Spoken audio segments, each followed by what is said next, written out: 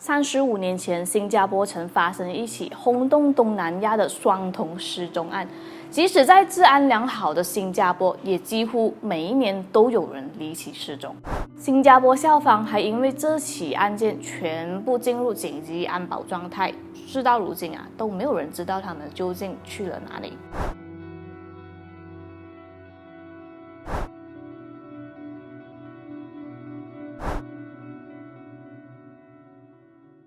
Hello， 大家好，我是美貌与智慧并重的小南。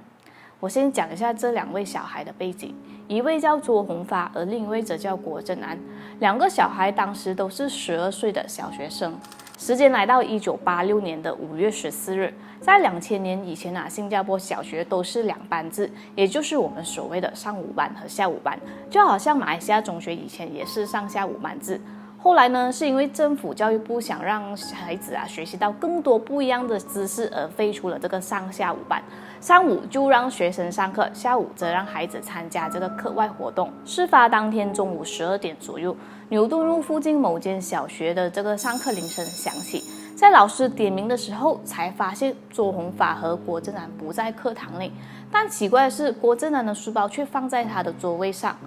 原来郭正安在当天上午11点半左右，在位于大巴窑住家楼下的校车接了他上学。他13个同学在中午12点20分在学校的侧门下了车，然后他便独自朝纳福路的方向走去。他的同学都以为他像往常一样，不是到附近商店买东西，就是找好友卓宏发一起上学，因为卓宏发就住在学校附近。卓宏发主动帮着郭正安提书包到食堂，等到上课的时候却不见郭正安，便把他的书包放在课室的座位上。而卓宏发的家距离学校仅是500米而已。卓宏发的妈妈呢，陈玉娟听到自己的儿子喊说：“妈妈，在哪里来找我上学啦？”过后便出门去了。但陈玉娟怎么都没有想到，这会是跟儿子的最后一次对话了。卓宏发与郭正安的家人在当天傍晚开始担心起来，因为孩子并没有在该回家的时间回家，于是便跑到学校一探究竟。但去到时，老师表示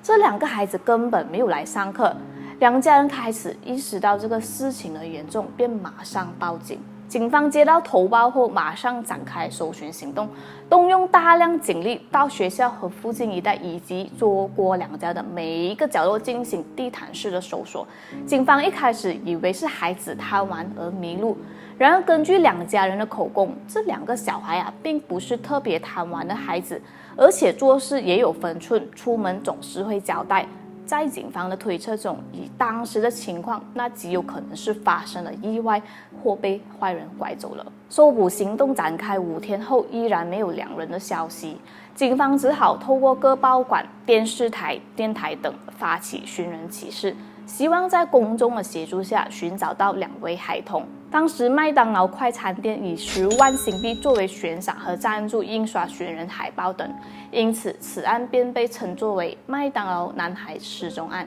1个星期又过去了，但还是没有任何关于卓宏发与郭正安失踪的线索。同时，陈玉娟与郭清宝却因为过度思念爱子而病倒。对于这起儿童失踪案，警方格外重视，特意组成了专案小组展开大规模的搜查行动。警方专案小组根据多个角度推测出几个卓宏发与郭正安失踪的可能性。当时就有不少小孩子到河边抓鱼玩水，被河水冲走的事情发生。但根据卓宏发与郭正安家长所提供的资料，他们2个都很怕水，不喜欢游泳，也不爱抓鱼。更何况，就算他们被河水冲走其遗体也会在附近的下游浮现的。卓宏发是家中独子，郭正安则是家中唯一的儿子，两人可以说是万千宠爱集一身父母视他们为掌上明珠，百依百顺，凡事都有求必应。根据思索，找不到需要这个离家出走的理由而且案发时两人身上都没有带多余的钱，因此这个可能性也被排除了。郭清宝是个脚踏实地的老实人，为人友善，从不与他人结怨。而陈玉娟曾经离过婚，是一位单亲妈妈，两母子相依为命，也没有结下任何仇恨。经过专案小组的调查，两家人无论是家庭背景、经济状况都不是特别有钱的人家，郭家只有郭清宝一人工作，薪水单薄，只能勉强维持一家人的生活。陈玉娟虽然拥有几间小房子出租，收入稳定，但也并不是绑匪下手的富贵人家目标。而且案发到现在这么久，也没有接到任何勒索电话，所以这个可能性也不成立。新加坡很小，如果是人口贩子拐带儿童也需要管道转卖国外。根据专案小组从移民厅部门所得到的资料并没有两人出入境的记录，而且新加坡的海陆空关卡都非常严谨。卓宏发与郭正安是12岁的小学生，不轻易受他人摆布，即使凶徒使用迷药，但要把2个12岁的孩童迷晕，在神不知鬼不觉的运出境也不是一件容易的事。另一方面呢，要是有人口拐带集团的涉及这类集团也不可能只拐走2个孩童，应该是一场大规模的这个拐带计划。然而，在卓宏发与郭正安失踪前后的好一段时间，警方再也没有接到当地发生的小孩失踪案件，所以这也是不合理的说法。以上5种可能都被排除，那么就只有一种可能：遭人迫害。在1980年代像这类大条的孩童失踪案是前所未闻的，所以警方极度重视这起案子，动用了大量的人力和物力，任何线报都不放过。警方先后出动了近100名的警员到海外各处搜索，包括马来西亚、印尼与泰国等国家。自从2个孩子失踪后，不仅让当地的居民人心惶惶，很多家长都亲自到学校接送孩子，部分学校也开始实施严密的访客安全措施，规定除了学生的父母之外，其他亲属来接载学生都得办理这个登记手续。据悉，2个失踪小孩的父母更是煎熬。陈玉娟夜里经常做噩梦，梦见陈宏发归来，扑入他怀里后又消失。郭清宝更是日渐消瘦，为了寻子，积蓄耗尽，倾家荡产。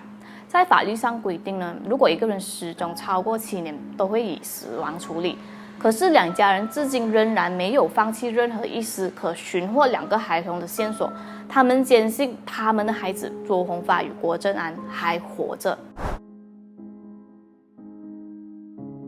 案发的10年后，也就是1996年，也许很多人已经淡忘了这起案件，但在这一年呢，这个某天清早新加坡警方突然接到神秘电话，神秘人说他知道这起事件的来龙去脉，还声称是一名私家侦探，叫做郑明辉，曾经当过便衣警察。据他透露，卓宏发和相依为命的妈妈并不是亲生母子，而疑似掳走卓宏发的则是陈玉娟的前夫阿成，也就是卓宏发的养父。而郭正安在这起案件中只是因为陪伴而受到牵连。然而警方对此感到非常无解，因为根据当时的说法，陈玉娟和前夫阿成曾在这个卓宏发还是婴儿的时候，就打算把卓宏发偷渡去柔佛，伪造出生证明后，让他注册了马来西亚国籍，再带回新加坡。陈玉娟虽然是他注册的妻子，但却没有任何仪式，名义上不算是阿成的原配。陈玉娟与阿成婚后合作这个经营私人巴士生意，事后关系闹僵拆伙并离婚，阿成因此便报复陈玉娟，掳走他儿子，让他遗憾终生。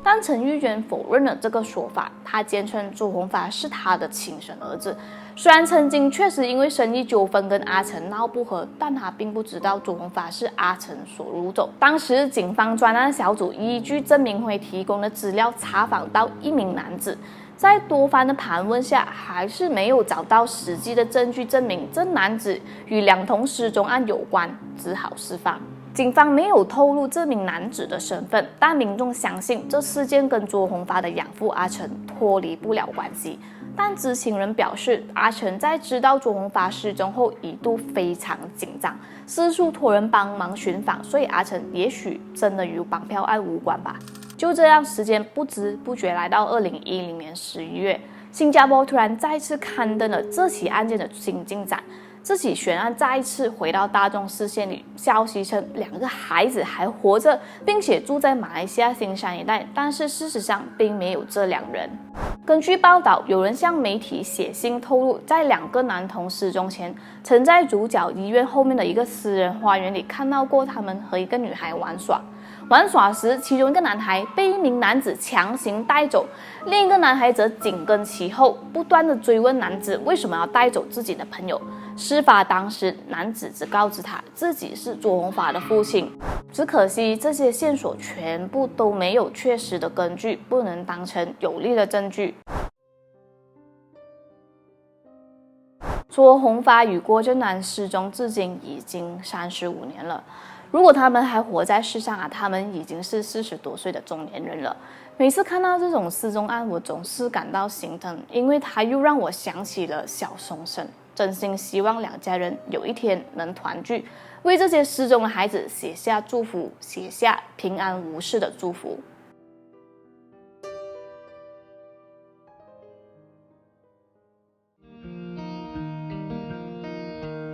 Hello， 大家好，我是小南。牛年新春到来，在这里给各位观众朋友拜一个年，祝你牛年大吉，喜气洋，牛头羊羊好运来，牛眼圆圆看祥瑞，牛须翘翘钱满园，牛身摆摆夜登高，牛尾少少体健安，牛身正正金欢圆。最后祝愿你新的一年牛年多财气，旺牛在运福满天，新年快乐，恭喜发财，发财！